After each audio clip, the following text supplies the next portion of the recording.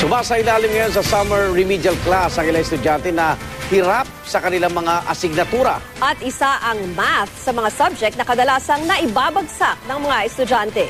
Narito ang report.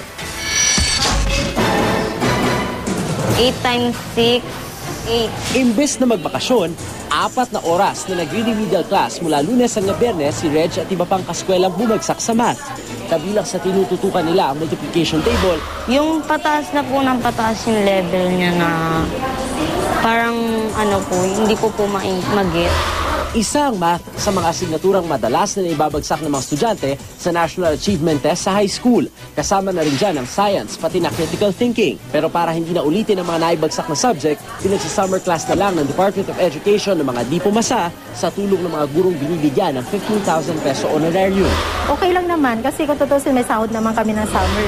Kailangan natin silang tutukan upang makahabol at matutunan nila yung dapat nilang matutunan. Kawalan ng atensyon sa klase raw ang dahilan ng pagbagsak ng isang estudyante.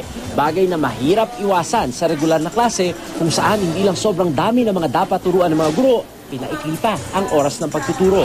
Yung nakalaang oras, halimbawa na dapat ituro ang isang particular topic sa isang asignatura ay hindi sapat para lubos maunawaan ng bata. So kailangan tutukan mo pa siya at bigyan mo pa siya ng karagdagang pagpapaliwanag. Hindi naman ito mangyayari kung yung guro ay nagtuturo sa harap ng 45 mag-aaral.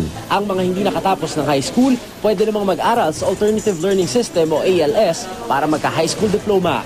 Pag napasa nila yung accreditation and equivalency exam, they will get directly a diploma from Department of Education, Bureau of Alternative Learning System. Talagang gusto ko makapagtapos na kahit kabila ng hirap ng buhay, gusto ko talaga siyang matapos hanggang college. Summer should not deprive our students with learning opportunities that are supervised and that are highly significant for their own growth.